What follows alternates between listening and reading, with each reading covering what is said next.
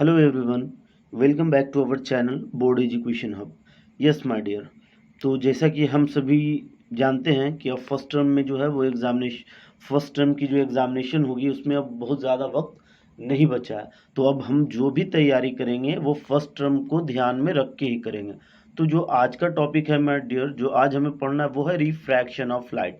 जैसा कि हम सभी इससे पहले रिफ्लेक्शन ऑफ लाइट कंप्लीट कर चुके हैं, तो आज जो हमें पढ़ना है वो रिफ्रैक्शन ऑफ लाइट पढ़ना है। तो फर्स्ट ऑफ ऑल हम लोग डिफिनेशन समझेंगे रिफ्रैक्शन ऑफ लाइट का। तो देखिए डिफिनेशन है the change in direction of light, change in direction of light और bending of light when it passes from one transparent medium to another is called refraction of light। कहता है जब direction of light change हो या फिर bending of light हो, light जो है वो बेंड हो जाए, मुड़ जाए, when it passes from one transparent medium to another, जब वो एक मीडियम से दूसरी मीडियम में ट्रांसफर हो, पास हो, तो इस फिनोमेना को ही हम लोग रिफ्रैक्शन ऑफ लाइट कहते हैं। बात को समझिएगा। जस्ट लाइक मान लिया फर्स्ट जो हमारा मीडियम है वो एयर है, और एयर में क्या करता है, लाइट ट्रैवल करता है और फिर वो एयर से ग्लास में आता है। तो देखिए डायरेक्शन जो है वो थोड़ा उसका चेंज हो गया। तो ये जो चेंजेस ऑफ डायरेक्शन होता है या फिर रे जो है उसके वो जो बेंड हो गया है, थोड़ा मुड़ गया है नॉर्मल की ओर, उसे ही हम लोग रिफ्रैक्शन ऑफ लाइट करते हैं। इस फिनोमेना को ही हम लोग रिफ्रैक्शन ऑफ लाइट कहते हैं। तो अब फर्स्ट पॉइंट आता है कि ये होता क्यों, रीजन क्या है। The change of path of light is due to the change in the speed of light from one medium to another medium. क्योंकि हम सभी जानते हैं कि स्पीड ऑफ लाइट जो होता है वो हर मीडियम में अलग अलग होता है। जस्ट लाइक एयर में स्पीड ऑफ लाइट कुछ और है, उसके बाद ग्लास में कुछ और होता है, वाटर में कुछ और होता है। तो अलग अलग स्पीड ऑफ लाइट होने के कारण हर अलग अलग मीडियम्स में ये रिफ्रैक्शन ऑफ लाइट होता है। उसके बाद पॉइंट है my dear, the angle of refraction is never equal to the angle of incidence. जैसा कि हम लोग रिफ्लेक्शन में जानते थे कि angle of incidence is always equal to angle of reflection, but यहाँ रिफ्रैक्शन में ऐसा नहीं है। रिफ्रैक्शन में एंगल ऑफ इंसिडेंस जो होता है वो कभी भी एंगल ऑफ रिफ्रैक्शन के इक्वल नहीं होता है। इस पॉइंट को याद रखेंगे। आइए माय डियर इसके आगे देखते हैं हम लोग रेयर मीडियम। तो अब हमें समझना है कि ये जो रिफ्रैक्शन ऑफ लाइट होता है तो इसमें मीडियम जो है, तो उस मीडियम को हम कैसे आइडेंटिफाई करेंगे। तो फर्स्ट मीडियम हम समझते हैं rare medium. A medium in which the speed of light is more is known as optical rare medium. Rare medium हम उसको कहते हैं जस्ट लाइक किसी भी दो मीडियम में लाइट जो ट्रांसफर हो रहा है, पास आउट हो रहा है, रिफ्रैक्ट होकर, तो जिस मीडियम में स्पीड ऑफ लाइट ज़्यादा हो, मोर हो दूसरे के कंपैरिजन में, तो उसे हम लोग रेयर मीडियम कहते हैं। वहीं डेंसर मीडियम जो है उसका अपोजिट हो जाता है। अगर जिस भी मीडियम में स्पीड ऑफ लाइट कम हो पहले के कंपेयर में या दूसरे के कंपेयर में, स्पीड ऑफ लाइट कम होने पे वो डेंसर मीडियम कहलाता है, और स्पीड ऑफ लाइट ज़्यादा होने पे वो मीडियम जो होता है, जिस मीडियम में लाइट ट्रैवल कर रहा है, वो हमारा रेयर मीडियम कहलाता है। याद रखेंगे रेयर मीडियम ज़्यादा स्पीड वाले को कहते हैं और डेंसर मीडियम लो स्पीड वाले को। आगे बढ़ते हैं। When a ray of light passes from a rare to denser, मतलब ज़्यादा स्पीड वाले से अगर लोअर स्पीड वाले में आ रहा है, रेयर मीडियम से डेंसर मीडियम में आ रहा है, तो जो लाइट होता है वो नॉर्मल की ओर बेंड हो जाता है, मुड़ जाता है। किस ओर मुड़ता है, नॉर्मल की ओर। फॉर एग्जांपल हम लोग देख लेते हैं, जस्ट लाइक फर्स्ट मीडियम जो है वो हमारा रेयर मीडियम है और दूसरा जो है वो हमारा डेंसर मीडियम है। हम सभी जानते हैं कि रिफ्लेक्टेड इंसिडेंट रे और रिफ्रैक्टेड रे के बीच में एक नॉर्मल होता है, जिसने हम लोगों ने इस फिगर में इंडिकेट किए हुए हैं। तो देखिए एंगल आई होता है हमारा angle of incidence, already first chapter में पढ़ चुके हैं। एंगल आर से रिप्रेजेंट इसमें भी हम लोग करते हैं एंगल ऑफ रिफ्रैक्शन को।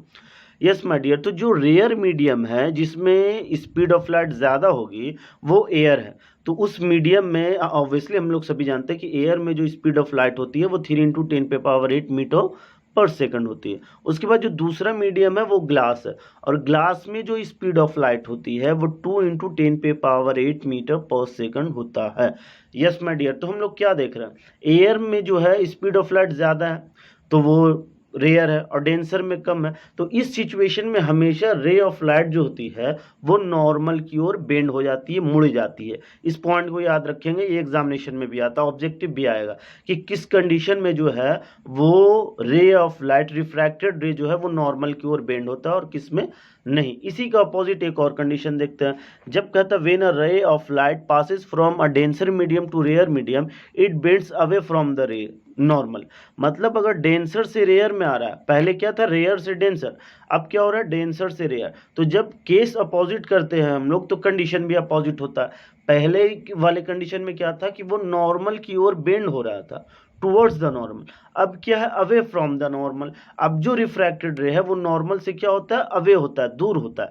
जैसा कि हम लोग जान रहे हैं डेंसर मीडियम ऊपर है और डेंसर से रेयर में आ रहा है, मतलब कम स्पीड जिसमें है लाइट की उस मीडियम से लाइट जो है वो ज़्यादा स्पीड वाले मीडियम में आ रही है, रेयर मीडियम में आ रहे हैं।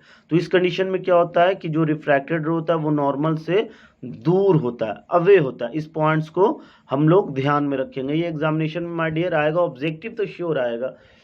किस कंडीशन में, किस सिचुएशन में जब एयर रिफ्रैक्टेड रे जो है या फिर जो रिफ्रैक्शन हो रहा है वो किस कंडीशन में नॉर्मल से अवे होता है और किस कंडीशन में नॉर्मल्स की ओर बेंड होता है, ये ऑब्जेक्टिव इजीली पूछा जा सकता है। तो इसे हम ध्यान में रखेंगे कि किस किस कंडीशंस में क्या क्या क्राइटेरिया आता है। सिंपली याद रखना है, रेयर टू डेंसर होगा तो towards normal, rare to denser और डेंसर टू रेयर होगा तो अवे फ्रॉम द नॉर्मल। ये point I am sure clear हो गया होगा माय डियर। आइए इसके बाद एक और पॉइंट क्लियर करना है जिसका नाम है रिफ्रैक्टिव इंडेक्स। तो हमें समझना है कि रिफ्रैक्टिव इंडेक्स होता क्या है। तो simply the refractive index can also written as a ratio of speed of light in two media. Media is the full form of medium. दो मीडियम में, उन दोनों मीडियम में जो स्पीड ऑफ लाइट है उसका जो रेशियो फाइंड आउट हम लोग करते हैं तो वही रिफ्रैक्टिव इंडेक्स कहलाता है। और रिफ्रैक्टिव इंडेक्स को रिप्रेजेंट करते हैं हम लोग एन से। तो देखिए refractive index is equal to, अगर फॉर्मूला लिखना चाहें हम लोग तो सिंपली लिख सकते हैं refractive index is equal to speed of light in medium 1 by speed of light in medium 2। मतलब मीडियम 1 में जो स्पीड ऑफ लाइट है उसको डिवाइड डालने हैं किससे, speed of light in medium 2। तो इस सिचुएशन में डिवाइड डालने पे जो भी रेशियो के फॉर्म में हमारा आंसर आता है वही रिफ्रैक्टिव इंडेक्स कहलाता है। आई एम श्योर क्लियर हो रहा होगा। रिफ्रैक्टिव इंडेक्स कुछ नहीं है, जब भी रिफ्रैक्शन होता है तो दो अलग अलग मीडियम में होता है, सेम मीडियम में तो होता नहीं। ये हम सभी जानते हैं कि रिफ्रैक्शन ऑफ लाइट होने के लिए दो अलग अलग मीडियम्स क्या होना ज़रूरी है। उन दोनों मीडियम्स की में जो होता है वो लाइट की स्पीड अलग अलग होती है। तो दोनों स्पीड्स को जब हम लोग डिवाइड डालते हैं और उससे जो आंसर फाइंड आउट होता है वही हमारा रिफ्रैक्टिव इंडेक्स आता है। अब इसी से रिलेटेड एक और टॉपिक आ जाता है relative refractive index. Refractive index ही है बट इसमें एक वर्ड क्या जुड़ा हुआ है, रिलेटिव। तो हम समझेंगे रिलेटिव क्या है। कहता है when light is going from one medium other than vacuum और air to another medium then the value of refractive index is called relative refractive index. Simple सी बात है, जब फर्स्ट मीडियम हमारा वैक्यूम और एयर के अलावा कुछ और होना चाहिए, अदर देन वैक्यूम और एयर को छोड़कर कोई भी मीडियम रखेंगे उससे जब रिफ्रैक्शन होगा दूसरे मीडियम में और उसका जो रेशियो फाइंड आउट करेंगे हम लोग तो वो हमारा रिलेटिव रिफ्रैक्टिव इंडेक्स चाहिए। तो सिंपली होता है, तो सिंपली मतलब क्या है कि फर्स्ट मीडियम जो हो वो हमारा वैक्यूम या एयर नहीं होना चाहिए, उसके अलावा कुछ भी हो, वैक्यूम और एयर को छोड़कर कोई भी हो उससे हमें दिक्कत नहीं है, तो वो रिलेटिव रिफ्रैक्टिव इंडेक्स कहलाता है। अब एब्सोल्यूट क्या कहता है, when light is going from vacuum और एयर टू अनदर मीडियम, मतलब पहला मीडियम वैक्यूम और एयर ही होना चाहिए और उससे किसी और मीडियम में ट्रांसफर करें और फिर उन दोनों की स्पीड का जो रेशियो निकालेंगे वो हमारा एब्सोल्यूट रिफ्रैक्टिव इंडेक्स कहलाएगा। आई एम श्योर क्लियर हो रहा होगा। रिफ्रैक्टिव इंडेक्स किसी भी दो मीडियम का स्पीड को डिवाइड डाल देते हैं, जो भी आंसर आएगा वो रिफ्रैक्टिव। रिलेटिव पहला मीडियम एयर या वैक्यूम नहीं होना चाहिए, वो रिलेटिव। और सिंपल एब्सोल्यूट में फर्स्ट रेयर और फर्स्ट जो मीडियम होना चाहिए वो हमारा वैक्यूम और एयर ही होना चाहिए। सिंपल है। आइए अब हम पढ़ते हैं लॉज ऑफ रिफ्लेक्शन। रिफ्रैक्शन का लॉ क्या है, नियम क्या है। जैसे लॉ ऑफ रिफ्लेक्शन हम लोगों ने पढ़ा था उसी टाइप से हमें रिफ्रैक्शन का पढ़ना है। तो फर्स्ट लॉ ऑफ रिफ्रैक्शन समझते हैं। तो देखिए my dear, first law of refraction जो कहता है वो कहता है the incident ray, reflected ray and the normal at the point of incidence all lie in the same plane. जितने भी इंसिडेंट रे होते हैं, रिफ्रैक्टेड रे होते हैं और नॉर्मल होते हैं, वो सब किस साइड होते हैं? सब एक सेम प्लेन पे लाई करते हैं। ये हो गया हमारा फर्स्ट लॉ ऑफ रिफ्रैक्शन, जैसा रिफ्लेक्शन में हम लोगों ने पढ़ा था। इसके बाद हमें सेकंड लॉ पढ़ना। तो सेकंड लॉ में सिंपली कहा जा रहा है, ये सेकंड लॉ बेहद जरूरी है my dear. The ratio of sine of angle of incidence to the sine of angle of refraction is constant for a given pair of media such as air and glass और air and water। मतलब कहता है कि जो ratio हम लोग find out करें sine of angle of incident, मतलब इंसिडेंट एंगल को सिंपली कहते हैं साइन के फॉर्म में, और रिफ्रैक्टेड एंगल, रिफ्रैक्शन वाला एंगल जो होता है उसको भी अगर साइन के फॉर्म में कन्वर्ट करके उनको जो अगर डिवाइड डालते हैं तो वो हमेशा कांस्टेंट आता है, और इसे ही हमें सेकंड लॉ ऑफ रिफ्रैक्शन कहते हैं। तो इसको सिंपली क्या लिख सकते हैं, हम लोग जानते हैं जैसा sine I by sine R is equal to constant. इन दोनों का रेशियो जब भी आएगा वो एक कांस्टेंट आएगा, निश्चित आएगा, वो कभी भी चेंज नहीं होता। जैसा कि आप फिगर में भी देख सकते हैं, एंगल आई से रिप्रेजेंट हम लोग एंगल ऑफ इंसिडेंस को करते हैं और एंगल आर से हम लोग एंगल ऑफ रिफ्रैक्शन को रिप्रेजेंट करते हैं। और ये हमेशा sine I by sine r जो होता है वो हमेशा इक्वल होता है किसके? कांस्टेंट का। और इसे ही सेकंड लॉ ऑफ रिफ्रैक्शन को हम लोग स्नेल्स लॉ ऑफ रिफ्रैक्शन भी कहते हैं। ये जो सेकंड लॉ ऑफ रिफ्रैक्शन हम लोगों ने पढ़ा, इसे ही हम लोग स्नेल्स लॉ ऑफ रिफ्रैक्शन कहेंगे। इस पॉइंट को याद रखना है सभी को, ये सेकंड लॉ ऑफ रिफ्रैक्शन भी बेहद ज़रूरी है।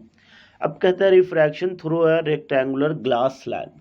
एक रेक्टेंगुलर ग्लास स्लैब से रिफ्रैक्शन कैसे होता है उस बारे में हमें पढ़ना, कि रिफ्रैक्शन एक रेक्टेंगुलर ग्लास स्लैब से कराना है तो क्या कंडीशन होगा और उसमें क्या क्या इंपॉर्टेंट पॉइंट्स होती है वो देखना है।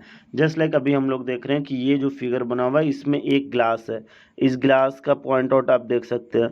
अब इसमें जो रिफ्रैक्शन हो रहा है, पहले एयर इसमें फर्स्ट पॉइंट पे रिफ्रैक्ट कर रहा है, उसके बाद सेकंड पॉइंट, दो बार इसमें रिफ्रैक्शन हो रहा है। देखिए इसके बारे में क्या लिख सकते हैं, the perpendicular distance between the original path of incident ray and the emergent ray coming out of the glass slab is called lateral displacement of the emergent ray of light। देखिए फर्स्ट ऑफ ऑल फिगर में जैसा कि हम लोग देख रहे हैं कि first of all incident ray आई और वो रिफ्रैक्शन के बाद ग्लास स्लैब में एंट्री किया, और ग्लास स्लैब में एंट्री करने के बाद वो फिर रिफ्रैक्ट होकर ग्लास से बाहर हो गया। तो यहाँ पे दो पॉइंट पे रिफ्रैक्शन हो रहा है। तो देखिए ये जो डबल लास्ट में रिफ्रैक्शन होता है वो हमारा इमर्जेंट रे कहलाता है, और इंसिडेंट रे जो इनिशियल वाला था उसी को अगर आगे बढ़ाते तो उन दोनों के बीच का जो परपेंडिकुलर डिस्टेंस होता है वही हमारा लेटरल डिस्प्लेसमेंट कहलाता है। ये क्वेश्चन सिंपली आ सकता है, व्हाट इज लेटरल डिस्प्लेसमेंट, तो ऐसा फिगर बना के हम इसको सॉल्व कर देंगे। इसके बाद एक पॉइंट याद रखना, the angle which the emergent रे makes with the normal is called angle of emergence. और इमरजेंट रे और नॉर्मल के बीच का जो एंगल क्रिएट होता है उसे हम लोग एंगल ऑफ इमरजेंस कहते हैं। उम्मीद है यहाँ तक आपको सारा कंसेप्ट क्लियर हुआ होगा, समझ में आया होगा। माय डियर, अब हम कोशिश करेंगे कि अब हम लोग रेगुलर हों और ज़्यादा से ज़्यादा एग्ज़ाम के पॉइंट ऑफ व्यू से तैयारी करें। बहुत